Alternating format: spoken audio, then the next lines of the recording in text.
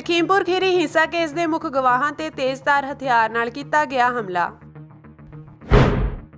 ਕੋਟਪੁਰਾ ਗੋਲੀकांड ਦੇ ਸਬੰਧ ਵਿੱਚ ਸ਼੍ਰੋਮਣੀ ਅਕਾਲੀ ਦਲ ਦੇ ਮੁਖੀ ਸੁਖਬੀਰ ਸਿੰਘ ਬਾਦਲ ਵਿਸ਼ੇਸ਼ ਜਾਂਚ ਟੀਮ ਅੱਗੇ ਹੋਏ ਪੇਸ਼। ਸਾਹਿਬਜ਼ਾਦਿਆਂ ਦੇ ਸ਼ਹੀਦੀ ਦਿਹਾੜਿਆਂ ਦੇ ਮੱਦੇਨਜ਼ਰ ਐਸਜੀਪੀਸੀ ਵੱਲੋਂ ਲਏ ਗਏ ਅਹਿਮ ਫੈਸਲੇ। ਲਖੀਮਪੁਰ ਖੀਰੀ ਹਿੰਸਾ ਕੇਸ ਦੇ ਮੁੱਖ ਗਵਾਹਾਂ ਪ੍ਰਭਜੋਤ ਸਿੰਘ ਤੇ ਉਸਦੇ ਭਰਾ ਸਰਬਜੀਤ ਸਿੰਘ ਤੇ ਕੁਝ ਲੋਕਾਂ ਨੇ ਤੇਜ਼ਧਾਰ ਹਥਿਆਰ ਨਾਲ ਹਮਲਾ ਕੀਤਾ ਹੈ। ਹਮਲੇ ਦੌਰਾਨ ਸਰਬਜੀਤ ਸਿੰਘ ਦੇ ਗੰਭੀਰ ਸੱਟਾਂ ਲੱਗੀਆਂ ਹਨ, ਜਦੋਂ ਕਿ ਪ੍ਰਭਜੋਤ ਦੇ ਸੱਟ ਫੇਟ ਤੋਂ ਬਚਾ ਰਿਹਾ। ਸਰਬਜੀਤ ਸਿੰਘ ਹਸਪਤਾਲ ਵਿੱਚ ਜੇਰੇ ਇਲਾਜ ਹੈ। ਪ੍ਰਭਜੋਤ ਨੇ ਤਿਕੁਨੀਆ ਪੁਲਿਸ ਥਾਣੇ ਨੂੰ ਦਿੱਤੀ ਸ਼ਿਕਾਇਤ ਵਿੱਚ ਹਮਲੇ ਪਿੱਛੇ ਆਸ਼ੀਸ਼ ਮਿਸ਼ਰਾ ਦੇ ਸਹਿਯੋਗੀਆਂ ਦਾ ਹੱਥ ਹੋਣ ਦਾ ਦਾਅਵਾ ਕੀਤਾ ਹੈ। ਕੇਂਦਰੀ ਗ੍ਰਹਿ ਰਾਜ ਮੰਤਰੀ ਅਜੇ ਮਿਸ਼ਰਾ ਦਾ ਪੁੱਤਰ ਆਸ਼ੀਸ਼ ਮਿਸ਼ਰਾ ਲਖੀਮਪੁਰ ਖੀਰੀ ਹਿੰਸਾ ਕੇਸ ਵਿੱਚ ਮੁਲਜ਼ਮ ਵਜੋਂ ਨਾਮਜ਼ਦ ਹੈ। ਪਿਛਲੇ ਸਾਲ 3 ਅਕਤੂਬਰ ਨੂੰ ਲਖੀਮਪੁਰ ਖੀਰੀ ਵਿੱਚ ਹੋਈ ਹਿੰਸਾ ਵਿੱਚ 4 ਕਿਸਾਨਾਂ ਤੇ ਇੱਕ ਪੱਤਰਕਾਰ ਸਣੇ ਕੁੱਲ 8 ਵਿਅਕਤੀਆਂ ਦੀ ਜਾਨ ਜਾਂਦੀ ਰਹੀ ਸੀ। ਪ੍ਰਭਜੋਤ ਸਿੰਘ ਨੇ ਪੁਲਿਸ ਨੂੰ ਦਿੱਤੀ ਸ਼ਿਕਾਇਤ ਵਿੱਚ ਕਿਹਾ ਕਿ ਉਹ ਆਪਣੇ ਦੋਸਤ ਦੀ ਪਾਰਟੀ 'ਚ ਸ਼ਾਮਿਲ ਹੋਣ ਲਈ ਤਿਕੁਨੀਆ ਗਏ ਸਨ, ਜਿੱਥੇ ਮੁਲਜ਼ਮ ਵਿਕਾਸ ਚਾਵਲਾ ਨੇ ਆਪਣੇ ਕੁਝ ਸਾਥੀਆਂ ਨਾਲ ਉਹਨਾਂ ਤੇ ਤੇਜ਼ਧਾਰ ਹਥਿਆਰ ਨਾਲ ਹਮਲਾ ਕਰ ਦਿੱਤਾ। ਪੁਲਿਸ ਨੇ ਪੀੜਤ ਦੀ ਸ਼ਿਕਾਇਤ ਤੇ ਆਈਪੀਸੀ ਦੀ ਧਾਰਾ 307 ਤਹਿਤ ਕੇਸ ਦਰਜ ਕਰ ਲਿਆ ਹੈ। ਕੋਟਪੁਰਾ ਗੋਲੀਬਾਰੀ ਕਾਂਡ ਦੇ ਸਬੰਧ ਵਿੱਚ ਸ਼੍ਰੋਮਣੀ ਅਕਾਲੀ ਦਲ ਦੇ ਮੁਖੀ ਸੁਖਬੀਰ ਸਿੰਘ ਬਾਦਲ ਅੱਜ ਪੰਜਾਬ ਪੁਲਿਸ ਦੀ ਵਿਸ਼ੇਸ਼ ਜਾਂਚ ਟੀਮ ਅੱਗੇ ਪੇਸ਼ ਹੋਏ। ਇਸ ਜਾਂਚ ਟੀਮ ਦੀ ਅਗਵਾਈ additional director general of police LK Yadav ਵੱਲੋਂ ਕੀਤੀ ਜਾ ਰਹੀ ਹੈ। ਟੀਮ ਨੇ ਸੁਖਬੀਰ ਬਾਦਲ ਨੂੰ ਸੋਮਵਾਰ ਨੂੰ ਪੇਸ਼ ਹੋਣ ਲਈ ਕਿਹਾ ਸੀ। ਜ਼ਿਕਰਯੋਗ ਹੈ ਕਿ ਬੇਅਦਬੀ ਕਾਂਡ ਮਗਰੋਂ ਵਰ੍ਹਾ 2015 ਵਿੱਚ ਹੋਏ ਰੋਸ ਪ੍ਰਦਰਸ਼ਨਾਂ ਦੌਰਾਨ ਪੁਲਿਸ ਨੇ ਫਾਇਰਿੰਗ ਕੀਤੀ ਸੀ ਤੇ ਉਸ ਸਮੇਂ ਸੁਖਬੀਰ ਬਾਦਲ ਸੂਬੇ ਦੇ ਡਿਪਟੀ ਮੁੱਖ ਮੰਤਰੀ ਸਨ ਤੇ ਗ੍ਰਹਿ ਮੰਤਰੀ ਵੀ ਉਹਨਾਂ ਦੇ ਅਧੀਨ ਸੀ। ਇਸ ਤੋਂ ਪਹਿਲਾਂ 14 ਸਤੰਬਰ ਨੂੰ ਵੀ ਸਿੱਟ ਵੱਲੋਂ ਸੁਖਬੀਰ ਬਾਦਲ ਤੋਂ ਪੁੱਛ ਪੜਤਾਲ ਕੀਤੀ ਗਈ ਸੀ। ਸਾਹਿਬਜ਼ਾਦਿਆਂ ਦੇ ਸ਼ਹੀਦੀ ਦਿਹਾੜਿਆਂ ਦੇ ਮੱਦੇਨਜ਼ਰ ਸ਼੍ਰੋਮਣੀ ਕਮੇਟੀ ਵੱਲੋਂ ਗੁਰਦੁਆਰਾ ਸਾਹਿਬਾਨ ਅੰਦਰ 15 ਤੋਂ 31 ਦਸੰਬਰ ਤੱਕ ਸਾਦਾ ਲੰਗਰ ਬਣਾਉਣ ਦਾ ਫੈਸਲਾ ਕੀਤਾ ਗਿਆ ਹੈ। ਇਹਨਾਂ ਦਿਨਾਂ ਵਿੱਚ ਗੁਰਦੁਆਰਿਆਂ 'ਚ ਮਿੱਠੇ ਪਕਵਾਨ ਵੀ ਤਿਆਰ ਨਹੀਂ ਕੀਤੇ ਜਾਣਗੇ ਤੇ ਸਿਰੋਂ ਪਾਓ ਦੇਣ ਤੇ ਮੁਕੰਮਲ ਤੌਰ ਤੇ ਪਾਬੰਦੀ ਰਹੇਗੀ। ਇਹ ਫੈਸਲਾ ਸ਼੍ਰੋਮਣੀ ਕਮੇਟੀ ਪ੍ਰਧਾਨ ਐਡਵੋਕੇਟ ਹਰਜਿੰਦਰ ਸਿੰਘ ਧਾਮੀ ਦੀ ਪ੍ਰਧਾਨਗੀ ਹੇਠ ਹੋਈ ਅੰਤਰਿਮ ਕਮੇਟੀ ਦੀ ਇਕੱਤਰਤਾ 'ਚ ਲਿਆ ਗਿਆ ਹੈ। ਪੱਤਰਕਾਰਾਂ ਨਾਲ ਗੱਲਬਾਤ ਕਰਦਿਆਂ ਸ਼੍ਰੋਮਣੀ ਕਮੇਟੀ ਦੇ ਪ੍ਰਧਾਨ ਐਡਵੋਕੇਟ ਧਾਮੀ ਨੇ ਕਿਹਾ ਕਿ ਸ਼ਹੀਦੀ ਪੰਦਰਵਾੜੇ ਦੌਰਾਨ ਸਾਹਿਬਜ਼ਾਦਿਆਂ ਦੇ ਸ਼ਹੀਦੀ ਦਿਹਾੜਿਆਂ ਦੀ ਭਾਵਨਾ ਦੇ ਅਨੁਕੂਲ ਕਾਰਜ ਕੀਤੇ ਜਾਣਗੇ। ਉਹਨਾਂ ਕਿਹਾ ਕਿ ਇਸ ਸਮੇਂ ਦੌਰਾਨ ਗੁਰਦੁਆਰਾ ਸਾਹਿਬਾਨ ਅੰਦਰ ਸ਼ਾਮ ਨੂੰ 4 ਤੋਂ 6 ਵਜੇ ਦਰਮਿਆਨ ਹੈੱਡ ਗ੍ਰੰਥੀ ਗੁਰਦੁਆਰਾ ਸਟਾਫ ਸਮੇਤ ਗੁਰਬਾਣੀ ਜਾਪ ਵੀ ਕਰਨਗੇ। ਉਹਨਾਂ ਵਿਸ਼ਵ ਦੀ ਸੰਗਤ ਨੂੰ ਅਪੀਲ ਕੀਤੀ ਕਿ ਉਹ ਹਰ ਗੁਰਦੁਆਰਾ ਸਾਹਿਬ ਅੰਦਰ ਇਸ ਨੂੰ ਲਾਗੂ ਕਰਨ। ਐਡਵੋਕੇਟ ਧਾਮੀ ਨੇ ਇਹ ਵੀ ਦੱਸਿਆ ਕਿ ਸ਼੍ਰੋਮਣੀ ਕਮੇਟੀ ਵੱਲੋਂ ਸਾਹਿਬਜ਼ਾਦਿਆਂ ਦੀ ਸ਼ਹਾਦਤ ਦੇ ਲਾਸਾਨੀ ਇਤਿਹਾਸ ਨੂੰ ਵੱਧ ਤੋਂ ਵੱਧ ਸੰਗਤਾਂ ਤੱਕ ਪਹੁੰਚਾਉਣ ਲਈ ਵੱਖ-ਵੱਖ ਭਾਸ਼ਾਵਾਂ ਵਿੱਚ ਕਿਤਾਬਚੇ ਛਾਪਣ ਦਾ ਵੀ ਫੈਸਲਾ ਕੀਤਾ ਗਿਆ ਹੈ। ਸ਼੍ਰੋਮਣੀ ਗੁਰਦੁਆਰਾ ਪ੍ਰਬੰਧਕ ਕਮੇਟੀ ਦੀ ਅੱਜ ਦੀ ਅੰਤਰ ਕਮੇਟੀ ਦੇ ਵਿੱਚ ਉਚੇਚੇ ਤੌਰ ਤੇ, ਕਿਉਂਕਿ ਸ਼ਹੀਦੀ ਜੋੜ ਮੇਲੇ ਪੋਹ ਤੋਂ ਸ਼ੁਰੂ ਹੋ ਜਾਂਦੇ ਆ, ਉਹਨਾਂ ਬਾਬਤ ਸਭ ਤੋਂ ਪਹਿਲਾਂ ਸਰਬਸੰਮਤੀ ਨਾਲ ਇਹ ਫੈਸਲਾ ਲਿਆ ਗਿਆ ਕਿ ਸਾਹਿਬਜ਼ਾਦਿਆਂ ਦੀਆਂ ਸ਼ਹੀਦੀਆਂ ਸਮੁੱਚੇ ਪੰਥ ਸਾਹਿਬ ਗੁਰੂ ਗੋਬਿੰਦ ਸਿੰਘ ਪਾਤਸ਼ਾਹ ਜੀ ਦੇ ਸਮੁੱਚੇ ਸਤਿਗੁਰ ਜੀ ਦੇ ਸਾਰੇ ਪਰਿਵਾਰ ਦੀਆਂ ਸ਼ਹਾਦਤਾਂ ਇਹ 15 ਤੋਂ 31 ਤੱਕ ਜਿਹੜੇ ਸਾਡੇ ਜੋੜ ਮੇਲੇ ਚੱਲਦੇ ਆ, ਭਾਵੇਂ ਉਹ ਮਾਘੀ ਤੇ ਜਾ ਕੇ ਖਤਮ ਹੁੰਦੇ ਆ, ਪਰ 15 ਦਸੰਬਰ ਤੋਂ ਲੈ ਕੇ 31 ਦਸੰਬਰ ਤੱਕ ਸ਼੍ਰੋਮਣੀ ਗੁਰਦੁਆਰਾ ਪ੍ਰਬੰਧਕ ਕਮੇਟੀ ਦੇ ਸਾਰੇ ਸਥਾਨਾਂ ਤੇ ਸਾਦੇ ਭੋਜਨ, ਕੋਈ ਮਿੱਠਾ ਨਹੀਂ ਸਰਵ ਕੀਤਾ ਜਾਊਗਾ ਤੇ ਕਿਸੇ ਨੂੰ ਵੀ ਸਿਰ ਪਾਓ ਜਿਹੜਾ ਉਹ ਬਖਸ਼ਿਸ਼ ਨਹੀਂ ਕੀਤਾ ਜਾਊਗਾ। ਭਾਵੇਂ ਪਹਿਲਾਂ ਵੀ ਇਹ ਕਹਿ ਦਿੱਤਾ ਸੀ, ਪਰ ਉਹਦੇ ਵਿੱਚ ਕੁਝ ਐਗਜ਼ੈਂਪਸ਼ਨ ਰੱਖੀ ਸੀ। ਮਹਾਂਪੁਰਸ਼ ਜਾਂ ਹੋਰ ਸਤਿਕਾਰਤ ਪ੍ਰਚਾਰਕ ਜਿਹੜੇ ਵੱਡੇ, ਉਹਨਾਂ ਨੂੰ ਵੀ ਸਾਰਿਆਂ ਨੂੰ ਕੋਈ ਸਿਰ ਪਾਓ ਜਿਹੜਾ ਇਹਨਾਂ ਦਿਨਾਂ ਦੇ ਵਿੱਚ ਨਹੀਂ ਦਿੱਤਾ ਜਾਊਗਾ। ਇਹ ਤੋਂ ਇਲਾਵਾ ਸਮੁੱਚੇ ਪ੍ਰਬੰਧ ਅਧੀਨ ਜਿੰਨੇ ਵੀ ਗੁਰਦੁਆਰਾ ਸਾਹਿਬਾਨ ਚੱਲਦੇ ਆ, ਉਹਨਾਂ ਦੇ ਮੁੱਖ ਗ੍ਰੰਥੀ ਸਾਹਿਬ ਜਾਂ ਦੂਜੇ ਗ੍ਰੰਥੀ ਸਾਹਿਬ 4 ਤੋਂ ਲੈ ਕੇ 6 ਵਜੇ ਤੱਕ ਸ਼ਾਮ ਲਗਾਤਾਰ ਸਾਰੇ ਜਿੰਨੇ ਡਿਊਟੀ ਤੋਂ ਵਿਹਲੇ, ਜਿੱਥੇ ਰਿਕੁਆਇਰਮੈਂਟ ਨਹੀਂ, ਉਹ ਵੱਧ ਤੋਂ ਵੱਧ ਉਹਨਾਂ ਨੂੰ ਸੰਥਿਆ ਜਪਜੀ ਸਾਹਿਬ ਤੇ ਨਾਲ ਚੌਪਈ ਸਾਹਿਬ ਦੇ ਪਾਠ ਕਰਨਗੇ, ਨਾਲ ਸੰਥਿਆ ਦਿਆ ਕਰਨਗੇ। ਸਾਰੇ ਗੁਰਦੁਆਰੇ ਸਾਹਿਬਾਨਾਂ ਨੂੰ ਇਹ ਅੱਜ ਦਾ ਜਿਹੜਾ ਆ ਆਦੇਸ਼ ਕੀਤਾ ਗਿਆ। ਸੰਯੁਕਤ ਕਿਸਾਨ ਮੋਰਚੇ ਦੇ ਸੱਦੇ ਤੇ ਅੱਜ ਇਸ ਵਿੱਚ ਸ਼ਾਮਿਲ ਕਿਸਾਨ ਜਥੇਬੰਦੀਆਂ ਵੱਲੋਂ ਕੇਂਦਰ ਸਰਕਾਰ ਨਾਲ ਕੀਤੇ ਸਮਝੌਤੇ ਅਨੁਸਾਰ ਮੰਨੀਆਂ ਕਿਸਾਨੀ ਮੰਗਾਂ ਤੋਂ ਮੁਕਰਨ ਖਿਲਾਫ ਨਾਅਰੇਬਾਜ਼ੀ ਕਰਦਿਆਂ ਰੋਸ ਮਾਰਚ ਕੀਤਾ ਗਿਆ। ਕਿਸਾਨ ਸੰਸਦ ਮੈਂਬਰ ਹਰਸਿਮਰਤ ਕੌਰ ਬਾਦਲ ਦੇ ਬਠਿੰਡਾ ਸਥਿਤ ਦਫ਼ਤਰ ਵਿੱਚ ਚੇਤਾਵਨੀ ਪੱਤਰ ਦੇਣ ਲਈ ਪੁੱਜੇ, ਪਰ ਦਫ਼ਤਰ ਵਿੱਚ ਕੋਈ ਨੁਮਾਇੰਦਾ ਨਾ ਆਉਣ ਤੇ ਰੋਸ ਵਜੋਂ ਕਿਸਾਨਾਂ ਨੇ ਕੇਂਦਰ ਸਰਕਾਰ ਦੇ ਨਾਲ ਹਰਸਿਮਰਤ ਕੌਰ ਬਾਦਲ ਖਿਲਾਫ ਨਾਅਰੇਬਾਜ਼ੀ ਕੀਤੀ।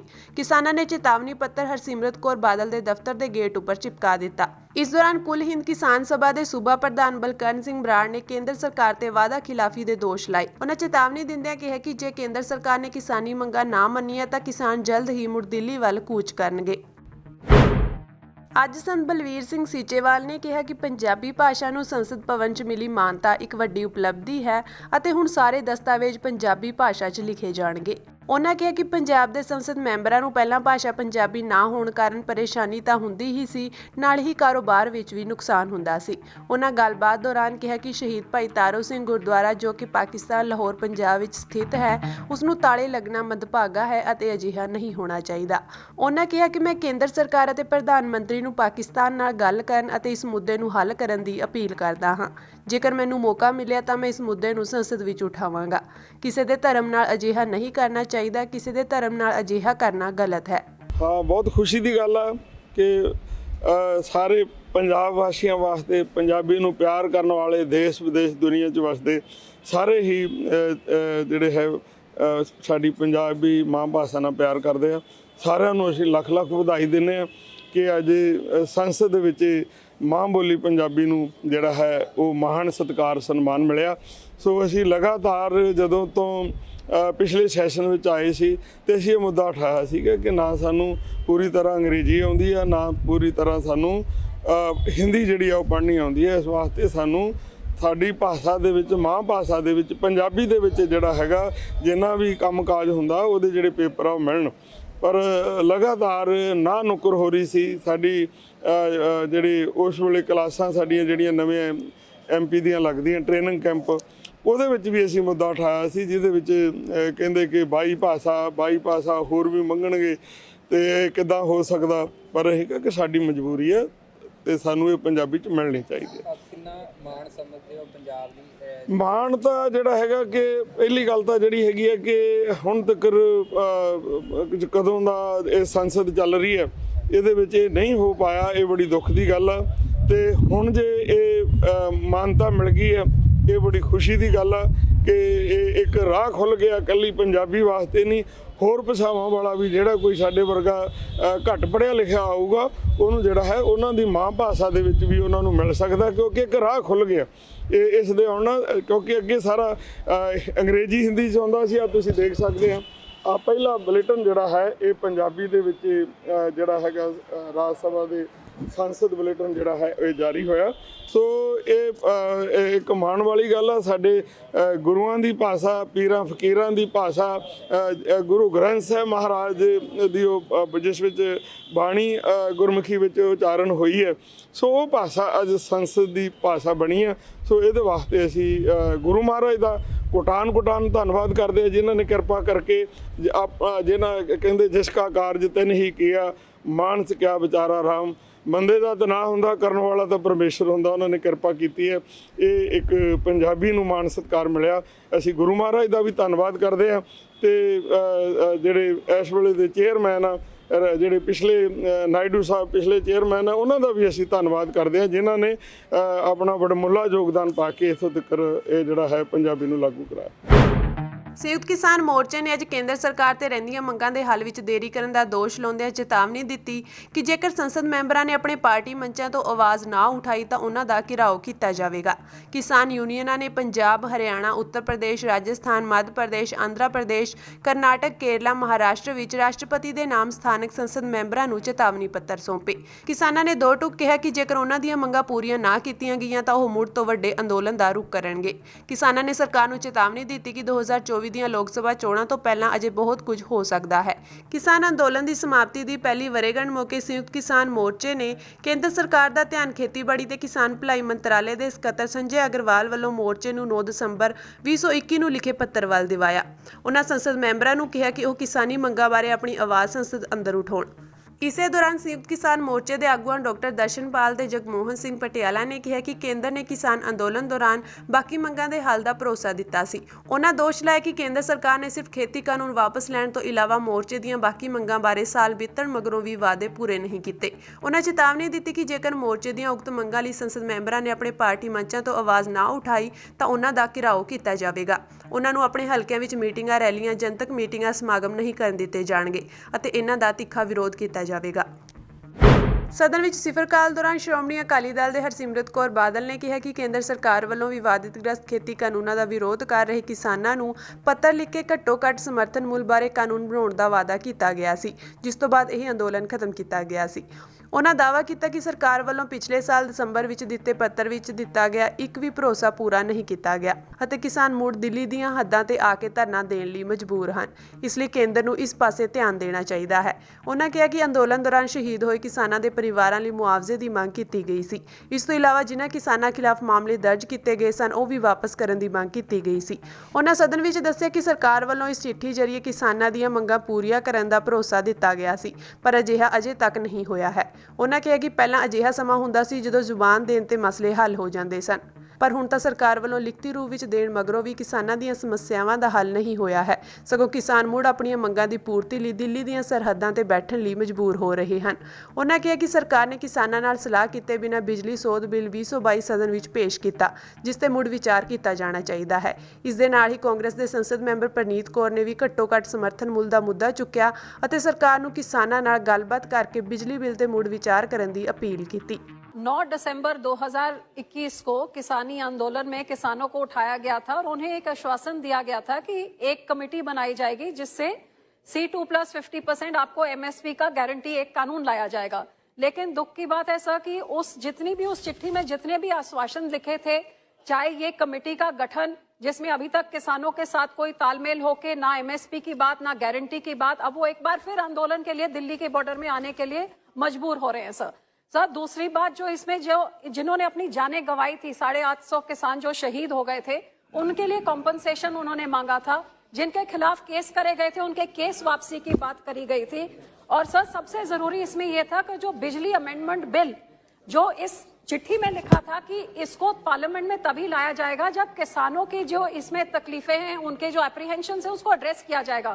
लेकिन बिजनेस में मैंने देखा भाई जब ऑल पार्टी मीटिंग हुई कि उसको पिछले सेशन में ऑलरेडी टेबल कर दिया गया, अब उसको इस सेशन में लाने। सो मैं आग्रह करती हूँ सर इमीडिएटली ये किसानों के साथ एक जबान होती थी एक टाइम पे, अब तो सरकार की रिटर्न एश्योरेंस पे भी कोई भरोसा नहीं होगा तो सरकार क्या। सब तो पहले जो स्वामीनाथन कमीशन सी ਉਹਨੂੰ ਲਾਗੂ ਕਰਨਾ ਚਾਹੀਦਾ ਹੈ ਔਰ MSP ਸਾਰੇ ਜਿਹੜੇ ਫਸਲਾਂ ਦੇ ਲਈ ਉਹ ਦੇਣੀ ਚਾਹੀਦੀ ਹੈ, ਪਰ ਇਹ ਤਦ ਲਾਗੂ ਕਰਨਾ ਚਾਹੀਦਾ ਹੈ ਜਦ ਕਿਸਾਨਾਂ ਦੇ ਨਾਲ ਗੱਲਬਾਤ ਹੋ ਚੁੱਕੇ। ਜੋ ਕਿਸਾਨਾਂ ਨੇ ਕਰਜ਼ੇ ਲਿੱਤੇ ਸੀ ਉਹ ਸਾਰੇ ਮਾਫ ਕਰਨੇ ਚਾਹੀਦੇ ਨੇ। ਬਿਜਲੀ ਦਾ ਬਿੱਲ ਜੋ ਟੇਬਲ ਕੀਤਾ ਗਿਆ ਹੈ ਉਸ ਨੂੰ ਫੇਰ ਰਿਵਿਊ ਕਰਨਾ ਚਾਹੀਦਾ ਹੈ ਕਿਸਾਨਾਂ ਦੇ ਨਾਲ ਗੱਲਬਾਤ ਕਰਕੇ। ਲਖੀਮਪੁਰ ਖੇੜੀ ਦੇ ਵਿੱਚ ਜੋ ਬੇਕਸੂਰ ਕਿਸਾਨ ਅੰਦਰ ਦਿੱਤੇ ਗਏ ਉਹਨਾਂ ਨੂੰ ਰਿਹਾ ਕਰਨਾ ਚਾਹੀਦਾ ਹੈ ਔਰ ਜੋ ਉਹਨਾਂ ਦੇ ਉੱਤੇ ਕੇਸ ਨੇ ਉਹ ਵਾਪਸ ਲਿੱਤੇ ਜਾਣੇ ਚਾਹੀਦੇ ਨੇ। ਜੋ ਕ੍ਰੌਪ ਇੰਸ਼ੋਰੈਂਸ ਸਕੀਮ ਹੈਗੀ ਹੈ ਉਸ ਨੂੰ ਜ਼ਰੂਰ ਲਾਗੂ ਕਰਨਾ ਚਾਹੀਦਾ, ਉਹ ਵੀ ਕਿਸਾਨਾਂ ਨਾਲ ਗੱਲਬਾਤ ਕਰਕੇ, ਕਿਉਂਕਿ ਜੈਸਾ ਮੌਸਮ ਚੱਲ ਰਿਹਾ ਹੈ, ਕਲਾਈਮੇਟ ਚੇਂਜ ਹੋ ਰਹੀ ਹੈ, ਬਹੁਤ ਜ਼ਿਆਦਾ ਨੁਕਸਾਨ ਹੋ ਰਿਹਾ ਹੈ। ਸ਼੍ਰੀ ਅਕਾਲ ਤਖਤ ਸਾਹਿਬ ਅਤੇ ਸ਼੍ਰੀ ਹਰਮੰਦਰ ਜੀ ਪਟਨਾ ਸਾਹਿਬ ਆਮੋ ਸਾਹਮਣੇ ਹੋ ਗਏ ਹਨ। ਇਹਨਾਂ ਵਿਚਲਾ ਵਿਵਾਦ ਖਤਮ ਹੋਣ ਦਾ ਨਾਮ ਹੀ ਨਹੀਂ ਲੈ ਰਿਹਾ, ਜਿਸ ਤੇ ਸ਼੍ਰੋਮਣੀ ਅਕਾਲੀ ਦਲ ਦਿੱਲੀ ਇਕਾਈ ਦੇ ਪ੍ਰਧਾਨ ਪਰਮਜੀਤ ਸਿੰਘ ਸਰਨਾ ਨੇ ਕਿਹਾ ਕਿ ਮਾਮਲਾ ਬਹੁਤ ਗੰਭੀਰ ਹੈ। ਪਿਛਲੇ ਕਈ ਸਾਲਾਂ ਤੋਂ ਸਿੱਖ ਕੌਮ ਦੇ ਮਾਨ ਸਨਮਾਨ ਨੂੰ ਠੇਸ ਪਹੁੰਚਾਉਣ ਦੀਆਂ ਕੋਸ਼ਿਸ਼ਾਂ ਕੀਤੀਆਂ ਜਾ ਰਹੀਆਂ ਹਨ। ਮੈਂ ਅਪੀਲ ਕਰਦਾ ਹਾਂ ਕਿ 23 ਸਿੱਖ ਬੁੱਧੀਜੀਵੀਆਂ ਨੂੰ ਬੁਲਾ ਕੇ ਅਗਲੇਰੇ ਕਦਮ ਚੁੱਕਣ ਦੀ ਸਲਾਹ ਦਿੱਤੀ ਜਾਵੇ। ਕਦਮ ਢਿੱਲਾ ਨਹੀਂ ਹੋਣਾ ਚਾਹੀਦਾ। ਪਟਨਾ ਸਾਹਿਬ ਨੇ ਕਮੇਟੀ ਨੂੰ ਚੁਣੌਤੀ ਦਿੱਤੀ ਹੈ, ਜਿਸ ਨੂੰ ਕਦੇ ਵੀ ਬਰਦਾਸ਼ਤ ਨਹੀਂ ਕੀਤਾ ਜਾਵੇਗਾ। ਉਹਨਾਂ ਕਿਹਾ ਕਿ ਮੈਂ ਬਿਹਾਰ, ਬੰਗਾਲ ਅਤੇ ਹੋਰ ਸੂਬਿਆਂ ਦੀਆਂ ਸਿੱਖ ਜਥੇਬੰਦੀਆਂ ਨੂੰ ਇਸ ਦੀ ਨਿਖੇਧੀ ਕਰਨ ਦੀ ਅਪੀਲ ਕਰਦਾ ਹਾਂ। ਦੇਖੋ ਜੀ, ਗੱਲ ਹੈਗੀ ਕਿ ਇਹ ਜਿਹੜਾ ਮਸਲਾ ਅਕਾਲ ਤਖਤ ਸਾਹਿਬ ਦੇ ਉੱਤੇ ਜਿਹੜਾ ਅਟੈਕ ਕੀਤਾ ਹੈ ਪਟਨਾ ਸਾਹਿਬ ਕਮੇਟੀ ਨੇ, ਇਹ ਮਸਲਾ ਬਹੁਤ ਗੰਭੀਰ ਹੈ ਔਰ ਮੈਨੂੰ ਤਾਂ ਇਸ ਤਰ੍ਹਾਂ ਮਹਿਸੂਸ ਹੋ ਰਿਹਾ ਕਿ ਜਿਹੜੀਆਂ ਸਿੱਖ ਕੌਮ ਦੀ ਮਰਿਆਦਾ ਔਰ ਪਰੰਪਰਾਵਾਂ ਨੂੰ ਜਿਹੜੀਆਂ ਤਾਕਤਾਂ, ਜਿਹੜੀਆਂ ਸ਼ਕਤੀਆਂ ਪਿਛਲੇ ਕਈ ਦਹਾਕਿਆਂ ਤੋਂ ਨੁਕਸਾਨ ਪਹੁੰਚਾਉਣ ਦੀ ਕੋਸ਼ਿਸ਼ ਕਰ ਰਹੀਆਂ ਸਨ। ਉਹਨਾਂ ਤਾਕਤਾਂ ਨੇ ਅਖੀਰ ਦੇ ਵਿੱਚ ਪਟਨਾ ਸਾਹਿਬ ਕਮੇਟੀ ਦੇ 2-3 ਮੈਂਬਰਾਂ ਦੇ ਭਰੋਸੇ ਤੇ ਉੱਥੇ ਦੇ ਅਖੌਤੀ ਜਥੇਦਾਰਾਂ ਦੇ ਭਰੋਸੇ ਤੇ ਜਿਹੜਾ ਅਕਾਲ ਤਖਤ ਸਾਹਿਬ 'ਤੇ ਅਟੈਕ ਕੀਤਾ ਹੈ, ਇਹ ਸਿੱਖ ਕੌਮ ਕਦੀ ਬਰਦਾਸ਼ਤ ਨਹੀਂ ਕਰੇਗੀ। ਔਰ ਮੈਂ ਸਖਤ ਲਫ਼ਜ਼ਾਂ ਦੇ ਵਿੱਚ ਇਹਦੀ ਨਿੰਦਾ ਵੀ ਕਰਦਾ ਵਾਂ ਤੇ ਅਕਾਲ ਤਖਤ ਸਾਹਿਬ ਦੇ ਜਥੇਦਾਰਾਂ ਨੂੰ ਜਥੇਦਾਰ ਗਿਆਨੀ ਹਰਪ੍ਰੀਤ ਸਿੰਘ ਉਹਨਾਂ ਨੂੰ ਬੇਨਤੀ ਕਰਦਾ ਕਿ 2-3 ਬੁੱਧੀਜੀਵੀ ਨਾਲ ਬੁਲਾ ਕੇ ਸਪਸ਼ਟ ਗੱਲ ਕਰਕੇ ਤੇ ਅੱਗੋਂ ਆਪਣਾ ਕਦਮ ਉਠਾਉਣ। ਕੋਈ ਕਦਮ ਉਹਨਾਂ ਦਾ ਢਿੱਲਾ ਨਹੀਂ ਹੋਣਾ ਚਾਹੀਦਾ। ਇਹ ਸਿੱਖ ਕੌਮ ਦੀ ਅਣਖ ਔਰ ਗੈਰਤ ਨੂੰ ਉਹਨਾਂ ਨੇ ਚੈਲੰਜ ਕੀਤਾ ਪਟਨਾ ਸਾਹਿਬ ਕਮੇਟੀ ਵਾਲਿਆਂ ਨੇ, ਔਰ ਜਿਸ ਨੂੰ ਅਸੀਂ ਬਿਲਕੁਲ ਸਹਿਣ ਨਹੀਂ ਕਰਾਂਗੇ। ਮੈਂ ਤੇ ਆਪ ਦੇ ਮਾਧਿਅਮ ਦੇ ਰਾਹੀਂ ਸਮੁੱਚੇ ਬਿਹਾਰ ਔਰ ਬੰਗਾਲ ਦੀਆਂ ਸਿੰਘ ਸਭਾਵਾਂ ਨੂੰ ਇਹ ਬੇਨਤੀ ਕਰਾਂਗਾ, ਔਰ ਨਾਲ ਦੇ ਹੋਰ ਸਟੇਟਸ ਨੂੰ ਵੀ ਜਿਹੜੇ ਪਟਨਾ ਸਾਹਿਬ ਨਤਮਸਤਕ ਹੋਣ ਜਾਂਦੇ ਹਨ, ਕਿ ਆਪਣੇ ਗੁਰਦੁਆਰਿਆਂ ਦੇ ਵਿੱਚ ਆਪਣੀਆਂ ਸਭਾਵਾਂ ਦੇ ਵਿੱਚ ਰੈਜ਼ੋਲੂਸ਼ਨ ਪਾਸ ਕਰਕੇ ਉਹਨਾਂ ਦੇ ਇਸ ਕੀਤੇ ਕੰਮ ਦੀ ਭਰਪੂਰ ਨਿੰਦਾ ਕਰਨ ਔਰ ਚੇਤਾਵਨੀ ਦੇਣ ਵੀ ਅਸੀਂ ਇਸ ਇਲਾਕੇ ਦੇ ਸਿੱਖ ਕਿਸੇ ਕਾਸਟ ਦੇ ਉੱਤੇ ਬਰਦਾਸ਼ਤ ਨਹੀਂ ਕਰਾਂਗੇ। ਅਕਾਲ ਤਖਤ ਦੇ ਜਥੇਦਾਰ ਦੇ ਕੀਤੇ ਹੋਏ ਹੁਕਮ ਦੀ ਉਲੰਘਣਾ ਕਰਨ ਵਾਲੇ ਨੂੰ ਅੱਗੋਂ ਹੋਰ ਹੁਕਮਨਾਮਾ ਪਟਨਾ ਸਾਹਿਬ ਤੋਂ ਜਾਰੀ ਕਰਨ ਵਾਲੀਆਂ ਇਹ ਕੌਮ ਸਿੱਖ ਕੌਮ ਦੀਆਂ ਧਰੋਹੇ ਕਮਾਈਆਂ ਹੈਗੀਆਂ, ਜਮਾਤਾਂ ਹੈਗੀਆਂ, ਔਰ ਇਹ ਆਪਣਾ ਬਾਜ਼ ਆ ਜਾਣ ਔਰ ਇਹ ਵੀ ਉਪਰਨ ਕਰ ਲੈਣ ਕਿ ਪਟਨਾ ਸਾਹਿਬ ਕਮੇਟੀ ਦੇ ਇਹਨਾਂ ਮੈਂਬਰਾਂ ਤੋਂ ਔਰ ਇਹਨਾਂ ਗ੍ਰੰਥੀਆਂ ਨੂੰ ਜਾਂ ਜਿਹੜੇ ਆਪਣੇ ਖੋਤੀ ਜਥੇਦਾਰ ਬਣੇ ਹਨ, ਇਹਨਾਂ ਨੂੰ ਸਮੁੱਚਾ ਬੰਗਾਲ ਬਿਹਾਰ ਮੂੰਹ ਨਾ ਲਾਵੇ। ਬਿਲਕੁਲ ਇਹਨਾਂ ਦਾ ਸੋਸ਼ਲ ਬਾਈਕਾਟ ਕੀਤਾ ਜਾਵੇ ਤਾਂ ਕਿ ਅੱਗੋਂ ਤੋਂ ਕੋਈ ਵੀ ਸ਼ਖਸ ਅਕਾਲ ਤਖਤ ਨੂੰ ਚੈਲੰਜ ਕਰਨ ਵਾਲਾ ਪੈਦਾ ਨਾ ਹੋਏ। ਦੂਸਰੀ ਗੱਲ ਮੈਂ ਇਹ ਵੀ ਕਹਿਣਾ ਚਾਹੁੰਦਾ ਵਾਂ ਕਿ ਇਹ ਮਸਲਾ ਗੰਭੀਰ ਹੈਗਾ। ਸਾਨੂੰ ਮੁੱਖ ਮੰਤਰੀ ਬਿਹਾਰ ਦੇ ਨਾਲ, ਡਿਪਟੀ ਮੁੱਖ ਮੰਤਰੀ ਬਿਹਾਰ ਦੇ ਨਾਲ ਗੱਲ ਕਰਕੇ ਇਸ ਮਸਲੇ ਨੂੰ ਸੁਲਟਾਉਣਾ ਚਾਹੀਦਾ ਹੈ, ਤਾਂ ਹੀ ਫਾਇਦਾ ਹੈਗਾ। ਔਰ ਜਥੇਦਾਰ ਸਾਹਿਬ ਨੂੰ ਮੈਂ ਫਿਰ ਬੇਨਤੀ ਕਰਾਂਗਾ, ਜਥੇਦਾਰ ਗਿਆਨੀ ਹਰਪ੍ਰੀਤ ਸਿੰਘ ਉਹਨਾਂ ਨੂੰ ਬੜਾ ਸਖਤ ਸਟੈਂਡ ਲੈ ਕੇ ਇਸ ਨੂੰ ਕਰਨ, ਔਰ ਸਿੰਘਾਂ ਦੀ ਜਥੇ ਦੀ ਅਗਵਾਈ ਕਰਦੇ ਹੋਏ ਅਗਰ ਉਹਨਾਂ ਨੂੰ ਪਟਨਾ ਸਾਹਿਬ ਵੀ ਜਾਣਾ ਪਵੇ ਤਾਂ ਉਹ ਜਾਣ। ਉਸ ਤੋਂ ਬਾਅਦ ਜੋ ਹੋਏਗਾ ਦੇਖੀ ਜਾਏਗੀ। ਪਰ ਇਤਨੀ ਅਕਾਲ ਤਖਤ ਸਾਹਿਬ ਦੀ ਹੁਕਮ ਦੀ ਉਲੰਘਣਾ ਔਰ ਜਥੇਦਾਰ ਦੇ ਹੁਕਮ ਦੀ ਉਲੰਘਣਾ ਔਰ ਉਸ ਨੂੰ ਕੱਢਣਾ, ਇਹ ਕਦੇ ਕੌਮ ਬਰਦਾਸ਼ਤ ਨਹੀਂ ਕਰੇਗੀ। ਦਿੱਲੀ ਸਿੱਖ ਗੁਰਦੁਆਰਾ ਪ੍ਰਬੰਧਕ ਕਮੇਟੀ ਦੇ ਪ੍ਰਧਾਨ ਸਰਦਾਰ ਹਰਮੀਤ ਸਿੰਘ ਕਾਲਕਾ ਨੇ ਸਿੱਖਾਂ ਦੇ 5 ਤਖਤਾਂ ਦੇ ਜਥੇਦਾਰ ਸਾਹਿਬਾਨਾਂ ਨੂੰ ਅਪੀਲ ਕੀਤੀ ਹੈ ਕਿ ਤਖ਼ਤ ਸ੍ਰੀ ਪਟਨਾ ਸਾਹਿਬ ਦੇ ਖੜੇ ਹੋਏ ਵਿਵਾਦ ਨੂੰ ਆਪਸ ਵਿੱਚ ਮਿਲ ਬੈਠ ਕੇ ਹੱਲ ਕੀਤਾ ਜਾਵੇ। ਅੱਜ ਇੱਥੇ ਮੀਡੀਆ ਨਾਲ ਗੱਲਬਾਤ ਕਰਦਿਆਂ ਸਰਦਾਰ ਕਾਲਕਾ ਨੇ ਕਿਹਾ ਕਿ ਤਖ਼ਤ ਸ੍ਰੀ ਪਟਨਾ ਸਾਹਿਬ ਸਿੱਖਾਂ ਦਾ ਅਹਿਮ ਤਖ਼ਤ ਹੈ ਤੇ ਉੱਥੇ ਬਾਰੇ ਅਜਿਹਾ ਵਿਵਾਦ ਖੜਾ ਹੋਣਾ ਬਹੁਤ ਮੰਦਭਾਗਾ ਹੈ। ਉਹਨਾਂ ਕਿਹਾ ਕਿ ਬੀਤੇ ਸਮੇਂ ਵਿੱਚ ਵੀ ਤਖ਼ਤ ਸ੍ਰੀ ਪਟਨਾ ਸਾਹਿਬ ਪ੍ਰਬੰਧਕ ਕਮੇਟੀ ਦੇ ਤਤਕਾਲੀ ਪ੍ਰਧਾਨ ਅਤੇ ਜਥੇਦਾਰ ਸਾਹਿਬ ਦੇ ਖਿਲਾਫ ਦੂਸ਼ਣਬਾਜ਼ੀ ਹੁੰਦੀ ਰਹੀ ਹੈ, ਜੋ ਬਹੁਤ ਮੰਦਭਾਗੀ ਸੀ।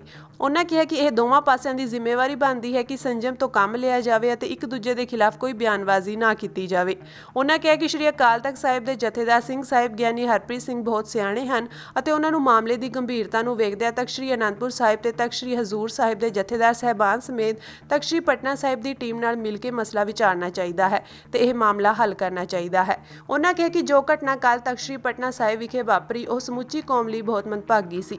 ਉਹਨਾਂ ਕਿਹਾ ਕਿ ਗਿਆਨੀ ਹਰਪ੍ਰੀਤ ਸਿੰਘ ਨੂੰ ਹੋਰਾਂ ਜਥੇਦਾਰ ਸਾਹਿਬਾਨਾਂ ਦੇ ਨਾਲ ਮਿਲ ਕੇ ਸਾਰੀਆਂ ਧਿਰਾਂ ਦੀ ਗੱਲ ਸੁਣਨੀ ਚਾਹੀਦੀ ਹੈ ਤੇ ਮਿਲ ਬੈਠ ਕੇ ਮਸਲਾ ਹੱਲ ਕੀਤਾ ਜਾਣਾ ਚਾਹੀਦਾ ਹੈ ਤਾਂ ਜੋ ਸਮੁੱਚੀ ਸਿੱਖ ਕੌਮ ਅਤੇ ਸਮੁੱਚੀ ਦੁਨੀਆ ਵਿੱਚ ਸਿੱਖਾਂ ਬਾਰੇ ਸਹੀ ਸੰਦੇਸ਼ ਜਾਵੇ। ਦੇਖੋ, ਇਹ ਜਿਹੜਾ ਵਿਵਾਦ ਹੈ ਇਹ ਇਕੱਲਾ ਇਹ ਹੁਣ ਨਹੀਂ ਸ਼ੁਰੂ ਹੋਇਆ।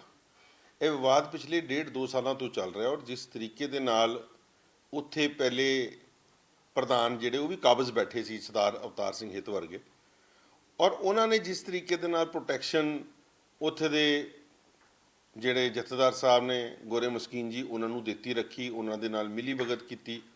ਕਈ ਕਰੋੜਾਂ ਦੇ ਐਲੀਗੇਸ਼ਨਸ ਲੱਗੇ, ਕੋਈ ਪ੍ਰਧਾਨ 'ਤੇ ਲਗਾ ਰਿਹਾ, ਕੋਈ ਜਥੇਦਾਰ 'ਤੇ ਲਗਾ ਰਿਹਾ। ਇਹ ਬੜੀ ਮੰਦਭਾਗੀ ਗੱਲ ਹੈ ਕਿ ਜਥੇਦਾਰ ਅਕਾਲ ਪਟਨਾ ਸਾਹਿਬ ਦੇ ਹੋਣ, ਉਹਨਾਂ ਦੇ ਉੱਤੇ ਐਲੀਗੇਸ਼ਨ ਲੱਗਣ, ਪ੍ਰਧਾਨ ਤਖਤ ਸਾਹਿਬ ਦੇ ਹੋਏ ਉਹਦੇ ਉੱਤੇ ਐਲੀਗੇਸ਼ਨ ਲੱਗਣ, ਔਰ ਐਲੀਗੇਸ਼ਨਸ ਲੱਗਣ ਤੋਂ ਬਾਅਦ ਸਫਾਈਆਂ ਤੱਕ ਨਾ ਦੇ ਸਕਣ ਆਪਣੇ ਗੱਲ ਦੇ ਉੱਤੇ, ਆਪਣੇ ਕੀਤੇ ਹੋਏ ਗੁਨਾਹਾਂ ਦੇ ਉੱਤੇ। ਔਰ ਲਗਾਤਾਰ ਇਸ ਤੋਂ ਬਾਵਜੂਦ ਜੋ ਪਟਨਾ ਕਮੇਟੀ ਨੇ ਉੱਥੇ ਸਟੈਪ ਚੁੱਕੇ, ਕਿਉਂਕਿ ਉਹਨਾਂ ਨੇ ਪ੍ਰਬੰਧ ਚਲਾਣੇ ਨੇ, ਔਰ ਜਿਸ ਤਰੀਕੇ ਦੇ ਨਾਲ ਜਥੇਦਾਰ ਅਕਾਲ ਤਖਤ ਸਾਹਿਬ ਨੇ ਉਹਨਾਂ ਨੂੰ ਉੱਥੇ ਸੱਦਿਆ, ਉਹਨਾਂ ਦੀ ਜੋ ਮੈਨੂੰ ਉਹਨਾਂ ਨੇ ਆ ਕੇ ਦੱਸਿਆ ਕਿ ਸਾਡੇ ਨਾਲ ਪੂਰੀ ਗੱਲਬਾਤ ਵੀ ਨਹੀਂ ਕੀਤੀ। ਮੈਂ ਸਮਝਦਾ ਕਿ ਜਥੇਦਾਰ ਅਕਾਲ ਤਖਤ ਸਾਹਿਬ ਦਾ ਹੁਕਮ ਜਿੱਥੇ ਅਸੀਂ ਸਿਰ ਮੱਥੇ ਮੰਨਦੇ ਹਾਂ, ਸਾਰੀ ਕੌਮ ਉਹਨੂੰ ਮੰਨਦੀ ਹੈ। ਜਥੇਦਾਰ ਸਾਹਿਬ ਦਾ ਵੀ ਇਹ ਜ਼ਿੰਮੇਵਾਰੀ ਬਣਦੀ ਸੀ ਕਿ ਉਹਨਾਂ ਪ੍ਰਬੰਧਕਾਂ ਦੀ ਬੁਲਾ ਕੇ ਉਹਨਾਂ ਦੀ ਗੱਲਬਾਤ ਸੁਣੀ ਜਾਏ, ਉਹਨਾਂ ਨੂੰ ਪੂਰੀ ਸੰਤੁਸ਼ਟੀ ਦਿੱਤੀ ਜਾਏ ਔਰ ਇਹਦਾ ਹੱਲ ਬੈਠ ਕੇ ਕੱਢਿਆ ਜਾਂਦਾ, ਨਾ ਕਿ ਤੁਸੀਂ ਪੰਜ ਸਿੰਘ ਸਾਹਿਬਾਨ ਵੱਲੋਂ ਜਿਹੜੇ ਕਮੇਟੀ ਬਣਾਈ ਗਈ ਉਹਨੂੰ ਤੁਸੀਂ ਖਾਰਿਜ ਕਰ ਦਿਓ, ਪੰਜ ਸਿੰਘ ਸਾਹਿਬਾਂ ਦੇ ਉੱਤੇ ਉਂਗਲੀ ਉਠਾ ਦਿਓ। ਇਹ ਬੜਾ ਇੱਕ ਸੰਜੀਦਾ ਮਸਲਾ ਸੀ। ਮੈਂ ਸਮਝਦਾ ਕਿ ਜਿਸ ਤਰੀਕੇ ਦੇ ਨਾਲ ਕੱਲ ਪਟਨਾ ਸਾਹਿਬ ਦੀ ਕਮੇਟੀ ਨੇ ਜਥੇਦਾਰ ਅਕਾਲ ਤਖਤ ਸਾਹਿਬ ਦੇ ਹੁਕਮ ਨੂੰ ਮੰਨਣਾ ਕਰਤਾ, ਇਹਦੇ ਵਿੱਚ ਪਰਸਨਲ ਦੇ ਤੌਰ ਦੇ ਉੱਤੇ ਮੈਂ ਨਾ ਵੀ ਕਵਾਂ, ਮਗਰ ਜਿਹੜੀਆਂ ਸੰਸਥਾਵਾਂ ਨੇ ਉਹਨਾਂ ਦੇ ਉੱਤੇ ਬਹੁਤ ਠੇਸ ਪਹੁੰਚੀ ਹੈ ਲੋਕਾਂ ਨੇ ਉਹਦਾ ਮਿਆਰ ਨੂੰ ਤੁਸੀਂ ਥੱਲੇ ਲਾਇਆ। ਦੋਨੋਂ ਪਾਸੇ ਦੀ ਗੱਲ, ਜੇ ਅਸੀਂ ਜਥੇਦਾਰ ਅਕਾਲ ਤਖਤ ਸਾਹਿਬ ਵੱਲੋਂ ਜਿਹੜਾ ਫੈਸਲਾ ਲਿਆ ਗਿਆ ਉਹਨੂੰ ਨਾ ਮੰਨਣ ਵਾਲਿਆਂ ਦੀ ਵੀ ਗੱਲ ਕਰੀਏ ਔਰ ਜਿਹੜੇ ਉਹਨਾਂ ਦੇ ਵਿਪਰੀਤ ਚੱਲ ਰਹੇ ਨੇ ਉਹਨਾਂ ਦੀ ਵੀ ਗੱਲ ਕਰੀਏ ਕਿ ਇਹ ਜਿਹੜੀ ਸੰਸਥਾਵਾਂ ਨੇ ਇਹ ਸਰਮੋਚ ਸੰਸਥਾਵਾਂ ਨੇ ਪੰਥ ਦੀਆਂ, ਸ਼੍ਰੀ ਅਕਾਲ ਤਖਤ ਸਾਹਿਬ ਔਰ ਪਟਨਾ ਸਾਹਿਬ ਦੇ ਤਖਤ ਸਾਹਿਬ। ਸੋ ਸਾਨੂੰ ਇਹਨਾਂ ਦੀ ਮਰਿਆਦਾ ਬਹਾਲ ਕਰਨੀ ਚਾਹੀਦੀ ਹੈ ਔਰ ਇਹਦਾ ਸੰਗਿਆਨ ਜਥੇਦਾਰ ਅਕਾਲ ਤਖਤ ਸਾਹਿਬ ਨੂੰ ਔਰ ਗਿਆਨੀ ਹਰਪ੍ਰੀਤ ਸਿੰਘ ਜੀ ਨੂੰ ਔਰ ਮੈਂ ਜਥੇਦਾਰ ਫਤਿਹਗੜ੍ਹ ਸਾਹਿਬ ਉਹਨਾਂ ਨੂੰ ਵੀ ਬੇਨਤੀ ਕਰਾਂ, ਅਨੰਦਪੁਰ ਸਾਹਿਬ ਉਹਨਾਂ ਨੂੰ ਵੀ ਬੇਨਤੀ ਕਰਾਂਗਾ ਔਰ ਜਥੇਦਾਰ ਸ਼੍ਰੀ ਹਜ਼ੂਰ ਸਾਹਿਬ ਤੋਂ ਉਹਨਾਂ ਨੂੰ ਵੀ ਮੈਂ ਬੇਨਤੀ ਕਰਾਂਗਾ ਕਿ ਸਾਰੇ ਮਿਲ ਕੇ ਇਹਦਾ ਫੈਸਲਾ ਕੀਤਾ ਜਾਏ, ਕਿਉਂਕਿ ਇਹ ਬਹੁਤ ਵੱਡਾ ਸੰਜੀਦਾ ਮਸਲਾ ਕੌਮ ਦਾ।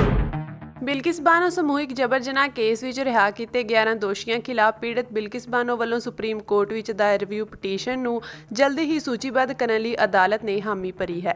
ਜ਼ਿਕਰਯੋਗ ਹੈ ਕਿ ਗੁਜਰਾਤ ਸਰਕਾਰ ਨੇ ਇਸ ਕੇਸ ਨਾਲ ਸੰਬੰਧਿਤ 11 ਦੋਸ਼ੀਆਂ ਨੂੰ ਜੇਲ੍ਹ ਵਿੱਚੋਂ ਰਿਹਾ ਕਰਨ ਦੇ ਹੁਕਮ ਦਿੱਤੇ ਸਨ। Chief justice ਡੀ.ਵਾਈ. ਚੰਦਰਚੂੜ ਤੇ ਜਸਟਿਸ ਨਰਸਿਮਹਾ ਤੇ ਜਸਟਿਸ ਦੀਪਾਂਕਰ ਦੱਤਾ ਤੇ ਆਧਾਰਿਤ ਬੈਂਚ ਨੂੰ ਐਡਵੋਕੇਟ ਸ਼ੋਭਾ ਗੁਪਤਾ ਨੇ ਦੱਸਿਆ ਕਿ ਇਸ ਰਿਵਿਊ ਪਟੀਸ਼ਨ ਨੂੰ ਅਜੇ ਸੂਚੀਬੱਧ ਵੀ ਨਹੀਂ ਕੀਤਾ ਗਿਆ, ਜਦੋਂ ਕਿ ਪਟੀਸ਼ਨ ਨੂੰ ਸੂਚੀਬੱਧ ਕਰਨ ਦੀ ਆਰਜ਼ੀ ਤਰੀਕ 5 ਦਸੰਬਰ ਸੀ। ਕਾਂਗਰਸੀ ਆਗੂ ਤੇ ਸਾਬਕਾ ਮੰਤਰੀ ਰਾਜਾ ਪਟੇਰੀਆ ਨੇ ਪ੍ਰਧਾਨ ਮੰਤਰੀ ਨੂੰ ਮਾਰਨ ਦੀ ਗੱਲ ਕਰਕੇ ਨਵਾਂ ਵਿਵਾਦ ਛੇੜ ਦਿੱਤਾ ਹੈ। ਇਹ ਕਹਿ ਕੇ ਉਹ ਭਾਜਪਾ ਆਗੂਆਂ ਦੇ ਨਿਸ਼ਾਨੇ ਉੱਤੇ ਆ ਗਏ ਹਨ। ਹਾਲਾਂਕਿ ਇਸ ਮਾਮਲੇ ਨੂੰ ਲੈ ਕੇ ਵਿਵਾਦ ਵਧਣ ਉੱਤੇ ਰਾਜਾ ਪਟੇਰੀਆ ਨੇ ਸਪਸ਼ਟ ਕੀਤਾ ਕਿ ਉਹਨਾਂ ਨੇ ਹੱਤਿਆ ਦੀ ਗੱਲ ਨਹੀਂ ਕੀਤੀ ਸੀ, ਸਗੋਂ ਅਗਲੀਆਂ ਚੋਣਾਂ ਵਿੱਚ ਮੋਦੀ ਨੂੰ ਹਰਾਉਣ ਦੀ ਗੱਲ ਕੀਤੀ ਸੀ। ਇਸ ਮਾਮਲੇ ਵਿੱਚ ਗ੍ਰਹਿ ਮੰਤਰੀ ਨਰੋਤਮ ਮਿਸ਼ਰਾ ਨੇ ਪੁਲਿਸ ਨੂੰ ਉਸ ਖਿਲਾਫ FIR ਦਰਜ ਕਰਨ ਦੇ ਹੁਕਮ ਦਿੱਤੇ ਹਨ। ਗ੍ਰਹਿ ਮੰਤਰੀ ਨਰੋਤਮ ਮਿਸ਼ਰਾ ਦੇ ਹੁਕਮਾਂ ਮਗਰੋਂ ਰਾਜਾ ਪਟੇਰੀਆ ਉੱਪਰ FIR ਕਰ ਲਈ ਗਈ। ਰਾਜਾ ਪਟੇਰੀਆ ਨੇ ਪੰਨਾ ਵਿੱਚ ਕਾਂਗਰਸ ਦੇ ਇੱਕ ਸਿਆਸੀ ਪ੍ਰੋਗਰਾਮ ਵਿੱਚ ਵਰਕਰਾਂ ਨਾਲ ਗੱਲਬਾਤ ਦੌਰਾਨ ਵਿਵਾਦਿਤ ਬਿਆਨ ਦਿੱਤਾ ਸੀ। ਟਵਿੱਟਰ ਉੱਤੇ ਵੀਡੀਓ ਜਾਰੀ ਕਰਦੇ ਹੋਏ ਸਪਸ਼ਟ ਕੀਤਾ ਕਿ ਅਸੀਂ ਮਹਾਤਮਾ ਗਾਂਧੀ ਨੂੰ ਮੰਨਣ ਵਾਲੇ ਲੋਕ ਹਾਂ। ਉਹਨਾਂ ਦਾ ਇਰਾਦਾ ਪ੍ਰਧਾਨ ਮੰਤਰੀ ਨੂੰ ਸਿਆਸੀ ਜੰਗ ਦੇ ਮੈਦਾਨ ਵਿੱਚ ਹਰਾਉਣ ਦਾ ਸੀ। ਉਹਨਾਂ ਕਿਹਾ ਕਿ ਵੀਡੀਓ ਨੂੰ ਗਲਤ ਤਰੀਕੇ ਨਾਲ ਪੇਸ਼ ਕੀਤਾ ਗਿਆ ਹੈ। ਭਾਜਪਾ ਦੇ ਕਈ ਆਗੂਆਂ ਨੇ ਪਟੇਰੀਆ ਦੇ ਇਸ ਬਿਆਨ ਦੀ ਸਖਤ ਸ਼ਬਦਾਂ ਵਿੱਚ ਨਿਖੇਧੀ ਅਤੇ ਸਖਤ ਕਾਰਵਾਈ ਦੀ ਮੰਗ ਕੀਤੀ ਹੈ। कि मोदी इलेक्शन खत्म कर देगा, मोदी धर्म जाति भाषा के आधार पर बांट देगा, दलितों को, वनवासी आदिवासियों को और अल्पसंख्यकों का भावी जीवन खतरे में है। संविधान यदि बचाना है तो मोदी की हत्या करने के लिए तत्पर रहो, हत्या इन द सेंस कराने का काम। कार्यकर्ता की उपेक्षा नेता की उपेक्षा होती है और नेता जब कार्यकर्ता की उपेक्षा होती है तो विपरीत। ਕੈਨੇਡਾ ਵਿੱਚ ਗੋਲੀਆਂ ਮਾਰ ਕੇ ਸਿੱਖ ਨੌਜਵਾਨ ਦੀ ਹੱਤਿਆ ਦਾ ਕੇਸ ਸਾਹਮਣੇ ਆਇਆ ਹੈ। ਇਹ ਘਟਨਾ ਐਲਬਰਟਾ ਪ੍ਰਾਂਤ ਵਿੱਚ ਵਾਪਰੀ ਹੈ। ਪੁਲਿਸ ਅਨੁਸਾਰ ਐਲਬਰਟਾ ਦੀ ਰਾਜਧਾਨੀ ਐਡਮੌਂਟਨ ਦੀ 51 ਸਟਰੀਟ ਵਿੱਚ 3 ਦਸੰਬਰ ਨੂੰ ਰਾਤ 9:15 ਵਜੇ ਗੋਲੀਬਾਰੀ ਹੋਣ ਦੀ ਸੂਚਨਾ ਮਿਲੀ ਸੀ। ਪੁਲਿਸ ਜਦੋਂ ਘਟਨਾ ਵਾਲੀ ਥਾਂ ਤੇ ਪਹੁੰਚੀ ਤਾਂ ਦੇਖਿਆ ਕਿ ਇੱਕ ਨੌਜਵਾਨ ਕਾਰ ਵਿੱਚ ਜ਼ਖਮੀ ਹਾਲਤ ਵਿੱਚ ਪਿਆ ਸੀ। ਪੁਲਿਸ ਨੇ ਉਸ ਨੂੰ ਮਨਸੂਈ ਢੰਗ ਨਾਲ ਸਾਹ ਦਿਵਾਉਣ ਦੀ ਕੋਸ਼ਿਸ਼ ਕੀਤੀ ਤੇ ਜਦੋਂ ਡਾਕਟਰਾਂ ਦੀ ਟੀਮ ਮੌਕੇ ਤੇ ਪਹੁੰਚੀ ਤਾਂ ਨੌਜਵਾਨ ਨੂੰ ਮ੍ਰਿਤਕ ਐਲਾਨ ਦਿੱਤਾ ਗਿਆ। ਐਡਮੌਂਟਨ ਦੇ ਮੈਡੀਕਲ ਐਗਜ਼ਾਮੀਨਰ ਨੇ 7 ਦਸੰਬਰ ਨੂੰ ਪੋਸਟਮਾਰਟਮ ਦੀ ਪ੍ਰਕਿਰਿਆ ਪੂਰੀ ਕੀਤੀ ਤੇ ਮ੍ਰਿਤਕ ਦੀ ਪਛਾਣ ਸਨਰਾਜ ਸਿੰਘ ਵਜੋਂ ਹੋਈ ਹੈ। ਪੁਲਿਸ ਅਨੁਸਾਰ ਨੌਜਵਾਨ ਦੀ ਮੌਤ ਗੋਲੀਆਂ ਲੱਗਣ ਕਾਰਨ ਹੋਈ ਹੈ।